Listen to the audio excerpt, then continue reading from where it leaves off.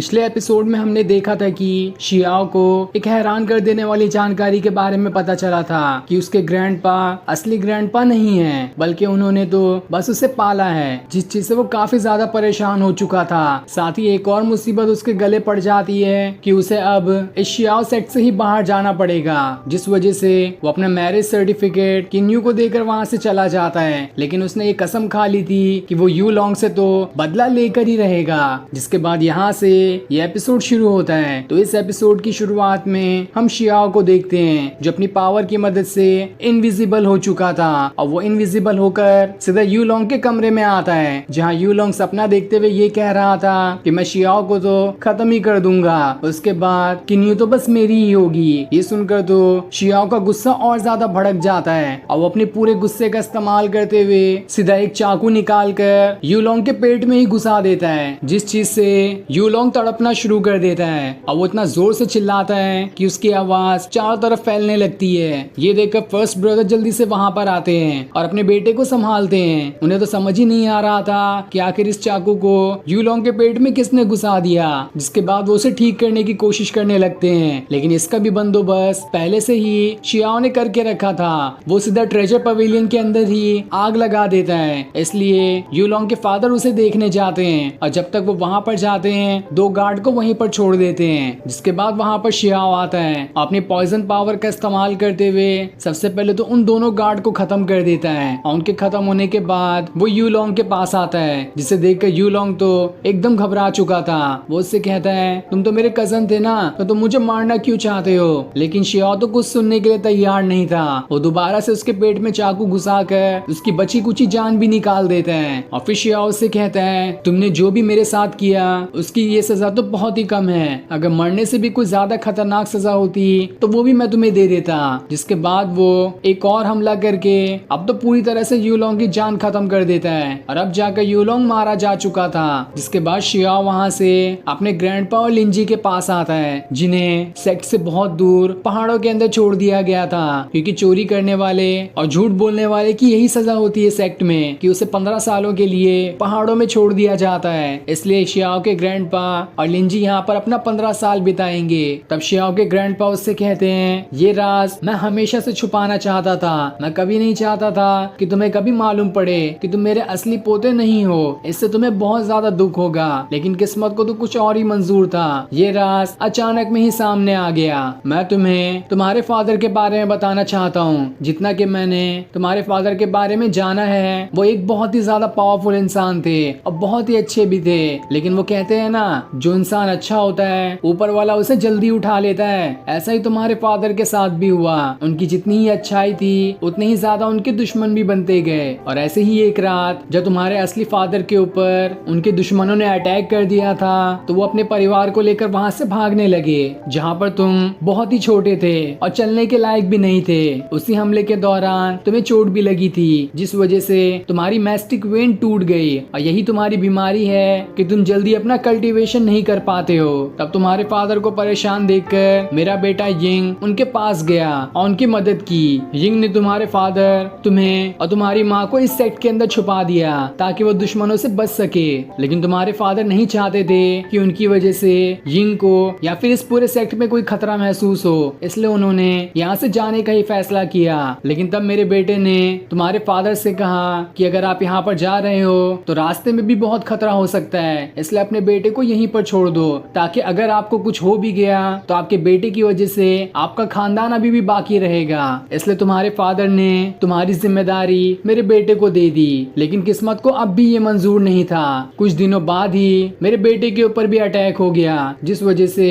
उसने भी अपना दम तोड़ दिया, और उसके बाद ही से मैं तुम्हें पालते आ रहा हूँ। एक बात याद रखना कि जिसने तुम्हारे पेरेंट्स को मारा है उसी ने मेरे बेटे की भी जान ली है, वही तुम्हारा सबसे बड़ा दुश्मन है। और भले ही खून का रिश्ता क्यों ना हो, लेकिन मैंने तुम्हें हमेशा से अपना सगा पोता माना है, और इसलिए तुम्हें भी ये मानना होगा। साथ ही तुम्हारे गले में जो लॉकेट है उसे मैंने हमेशा से तुम्हें मना किया है कि इसे कभी मत निकालना, क्योंकि यही एक आखिरी निशानी है जो तुम्हारी पेरेंट्स की तुम्हारे पास है। अगर किस्मत अच्छी हुई तो हो सकता है कि वो कहीं पर जिंदा होंगे और इस लॉकेट को देखकर तुम्हें पहचान लेंगे कि तुम ही उनके बेटे हो। तुम्हारे पेरेंट्स के पास कोई खतरनाक हीवनली ट्रेजर था, इसी की वजह से उनके दुश्मन उनके पीछे पड़ गए थे। ताकि उन्हें मार कर वो ट्रेजर छीन सके। ये सारी चीजें सुनकर शियाओ एकदम हैरान रह जाता है और अपने ग्रैंडपा के सामने झुक कर कहता है, आपने जो भी मेरे लिए किया उसका एहसान मैं कभी नहीं भुला पाऊंगा और मैं आपसे वादा करता हूँ कि जिसने भी मेरे पेरेंट्स के साथ ऐसा किया है उससे मैं बदला लेकर ही रहूंगा।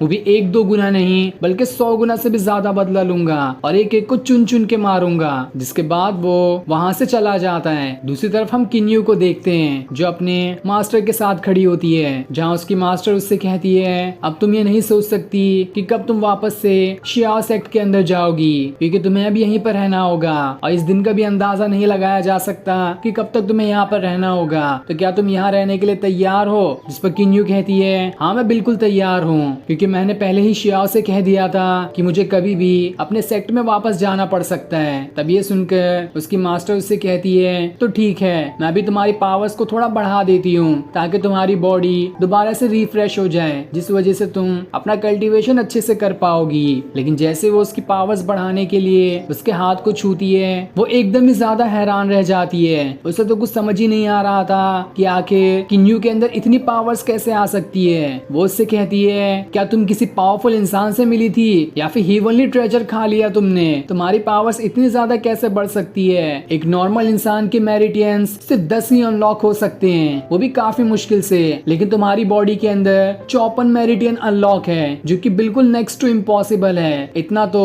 आज तक कोई भी अनलॉक नहीं कर पाया। हमारे पूरे के पूरे सेक्ट में सिर्फ 5 ही ऐसे लोग हैं जिन्होंने अपने 7 मेरिडियंस को अनलॉक किया है, वो भी काफी सालों की मेहनत के बाद। लेकिन तुम्हारे तो 54 मेरिडियन अनलॉक है। इस बात पे तो कोई यकीन भी नहीं कर सकता।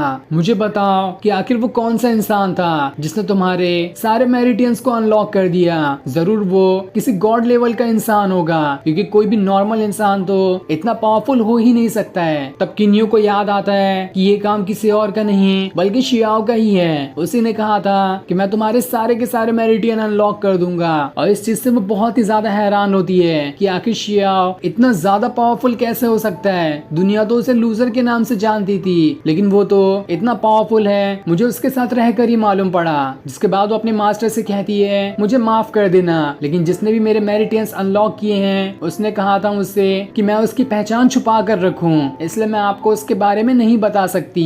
जिस पर उसकी मास्टर कहती है, कोई बात नहीं, आखिर वो इतना ज्यादा पावरफुल इंसान है तो जरूर दुनिया से बचकर रहना चाहता होगा ताकि कोई भी उसे डिस्टर्ब ना कर सके। लेकिन ये बात अच्छी है कि जब तुम्हारी उससे दोस्ती है तो इस वजह से मैं भी उस इंसान से मिल सकती हूँ और उसे देख भी पाऊंगी कि आखिर इस पूरी दुनिया के अंदर कौन इतना ज्यादा पावरफुल इंसान आ गया। जिसके बाद वो किन्यू को वहाँ से रैंकिंग कंपटीशन में ले जाने लगती है, जहाँ वो उससे ये भी कहती है कि इस बार के रैंकिंग कंपटीशन में तो तुम्हारी जीत बिल्कुल पक्की है, क्योंकि तुम्हारे जितने मेरिडियन अनलॉक तो किसी के है ही नहीं। दूसरी तरफ हम शियाओ को देखते हैं जो जैसे ही आगे बढ़ रहा होता है उसके पीछे यंग मास्टर द्वारा भेजा हुआ असासिन आ जाता है जो उसे मारने की कोशिश कर रहा होता है। लेकिन तभी शियाओ उसके आंख में मिट्टी फेंक कर वहाँ से भाग निकलता है, लेकिन वो असासिन अब भी उसका पीछा कर रहा होता है। तब भागते हुए शियाओ एक जगह पर आकर गिरता है जहाँ उसके हाथ में एक पॉइजनस हर्ब लग जाता है, लेकिन उसकी बॉडी के अंदर तो ऑलरेडी पॉइजन वाली पावर्स थी, इसलिए उसे कुछ भी नहीं होता। लेकिन जैसे ही वो हर्ब उठाकर सीधा उस असासिन की तरफ फेंकता है, उस असासिन का हाथ ही जल जाता है और उसकी पूरी बॉडी में पॉइजन फैलने वाला था, इसलिए वो अपना हाथ ही काट कर सारा खून वहाँ पर गिरा देता है ताकि उसकी पूरी बॉडी में पॉइजन ना फैल सके। और इस बार अब वो बहुत ज्यादा गुस्सा हो चुका था, जिस वजह से वो अपनी एक खतरनाक टेक्निक एक्टिवेट करते हुए उसे सीधा शियाओ की तरफ ही फेंक देता है। लेकिन तभी शियाओ के हाथ के अंदर से जैस्मिन बाहर निकल कर आती है और वो एक ही सेकंड में कम से कम 1000 अटैक उस असासिन पे कर देती है। और ये 1000 अटैक इतने ज्यादा खतरनाक थे कि उस असासिन की बॉडी बस देखते ही देखते 1000 टुकड़ों में बदल जाती है। ये देखकर तो शियाओ भी हैरान था। वो उससे कहता है, अरे तुम्हें होश आ गया, क्या तुम ठीक हो? तब जैस्मिन उससे कहती है, तुम्हारे पॉइजन की वजह से मुझे दोबारा से जिंदगी मिल गई है, इसलिए अब तो मैं बिल्कुल ठीक हूँ। जिस पर शियाओ कहता है, इसका मतलब तब बराबर हो गए हम दोनों। एक बार मैंने तुम्हारी अपनी पॉइजन की मदद से जान बचाई और दूसरी बार तुमने उस असासिन से मेरी। लेकिन तब जैस्मिन उसका गला दबाना शुरू कर देती है और उससे कहती है, तुम्हारे पास इतनी हेवनली पॉइजन पर्ल की पावर्स कैसे आई? कहाँ से तुमने उसकी पावर्स को चुराया, या फिर उस पावर ने खुद ही तुम्हें चुन लिया?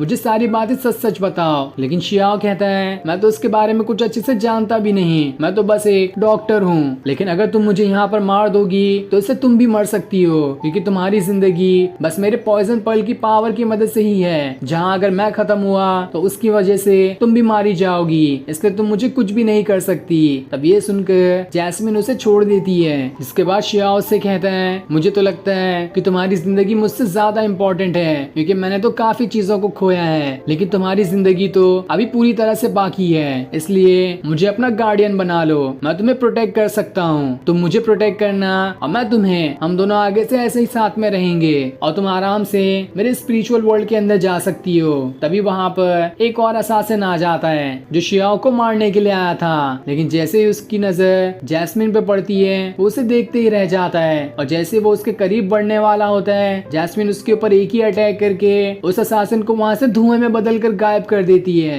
लेकिन इससे दोबारा उसकी हालत खराब होने लगती है, क्योंकि अभी भी वो पूरी तरह से ठीक नहीं हुई थी, इसलिए वो खुद को स्टेबल करने के लिए दोबारा से शियाओ के हाथ में काट कर उसका खून पीना शुरू कर देती है ताकि वो ठीक हो सके। और उसका खून पीते ही वो दोबारा से बिल्कुल ठीक हो जाती है। तब शियाओ उससे कहता है, अब ठीक है, तुम मेरे स्पिरिचुअल वर्ल्ड के अंदर जा सकती हो, जहाँ जाकर तुम आराम कर लेना, क्योंकि अभी तुम्हारी मैस्टिक वेन पूरी तरह से ठीक नहीं हुई है, तुम्हें और आराम की जरूरत है, और वहाँ रहकर मैं तुम्हें प्रोटेक्ट भी कर सकता हूँ। तब जैस्मिन उससे कहती है, तुम्हारी तो खुद ही मैस्टिक वेन खराब है, तो तुम मुझे क्या प्रोटेक्ट करोगे।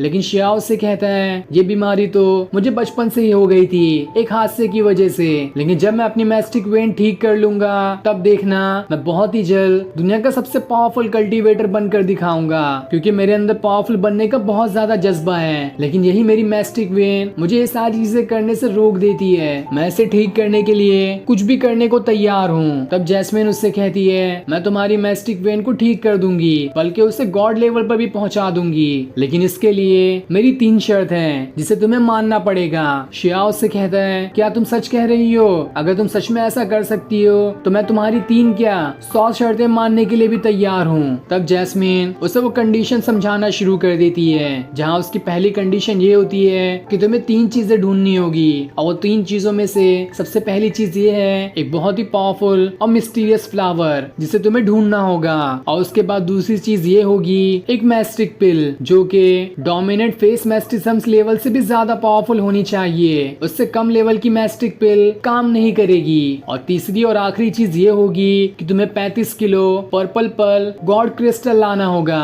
अगर तुम ये तीनों चीजें ला सकते हो तो तुम्हारी पहली कंडीशन पूरी हो जाएगी। ये सुनकर तो शियाओ एकदम दंग रह जाता है। वो उससे कहता है, क्या तुम जानती भी हो कि तुम क्या चीज की डिमांड कर रही हो? पिछले कई सालों से 4 मेजर सेक्ट के लोग इन तीनों चीजों के पीछे पड़े हैं, लेकिन आज तक किसी भी वो नहीं मिला, तो तुम्हें कैसे लगता है कि मैं उसे ढूंढ पाऊंगा? वो तीनों चीज बहुत ही ज्यादा खतरनाक है और इसे कोई भी नहीं ढूंढ सकता जल्दी। लेकिन जैस्मिन कहती है, अपनी मैस्टिक वेन को ठीक करना है तो मेरी शर्तें मानो, और ये चीज तुम्हें 30 सालों के अंदर करनी होगी। साथ ही दूसरी कंडीशन भी ये है कि इसी 30 सालों के अंदर तुम्हें मोनार्क फेस मैस्टिज्म लेवल पर भी पहुंचना होगा, जो कि तुम्हारे मैस्टिक वेन को ठीक करने के बाद होगा। और इसी 30 साल के अंदर अगर तुम वो दोनों कंडीशन को पूरा कर सकते हो तो तुम्हारी मैस्टिक वेन भी ठीक हो जाएगी और तुम काफी ज्यादा पावरफुल भी बन जाओगे। इस पर शियाओ कहता है, आज तक की हिस्ट्री में इस पूरे कॉन्टिनेंट के अंदर ऐसा कोई भी इंसान नहीं रहा है जिसने इस लेवल को 30 साल के अंदर कल्टीवेट किया हो, तो आखिर मैं ये कैसे कर सकता हूँ? लेकिन तब भी तुम्हारी शर्त होगी तो मैं ये करने के लिए तैयार हूँ। तब जैस्मिन उसे अपनी आखिरी शर्त बताती है कि तुम्हें मेरे सामने झुककर मुझे अपना मास्टर मंजूर करना होगा, और आज के बाद से मैं तुम्हारी मास्टर कहलाऊंगी। अगर तुम राजी हो तीनों शर्त के लिए तो बताओ। तब शियाओ से कहता है, मैं तुम्हारी सारी शर्तों के लिए राजी हूँ, लेकिन तुम्हारे सामने झुकूंगा तो बिल्कुल भी नहीं। मैं तुम्हें मास्टर भी मान लूंगा, लेकिन झुकना तो मेरे बस की बात नहीं है। तब ये सुनकर जैस्मिन उसे जमीन पर पटक देती है और उसे मारते हुए कहती है, क्या तुम खुद को महान और पावरफुल समझते हो जो तुम किसी के सामने नहीं झुकोगे? तुम तो बिल्कुल नालायक और नाकारा हो जिसके अंदर अभी तो कोई भी पावर्स नहीं है। इसलिए अगर तुम्हें नहीं झुकना है तो रहने दो, लेकिन आज से ऑफिशियल तरीके से मैं तुम्हारी मास्टर बन चुकी हूँ। उस पर ना चाहते हुए भी शियाओ को मानना पड़ता है। जिसके बाद जैस्मिन उससे कहती है, क्या तुम जानते भी हो मेरे पीछे वो दुश्मन क्यों पड़े हुए थे? क्योंकि मेरे पास ये बहुत ही ज्यादा पावरफुल ब्लड ड्रॉप है। इसी की वजह से मेरे दुश्मनों ने मेरा पीछा किया था, जिस वजह से मैं इंजर्ड हो चुकी थी। और फिर ये सीन दिखाते ही ये एपिसोड यहीं पर एंड हो जाता है। Thanks for watching.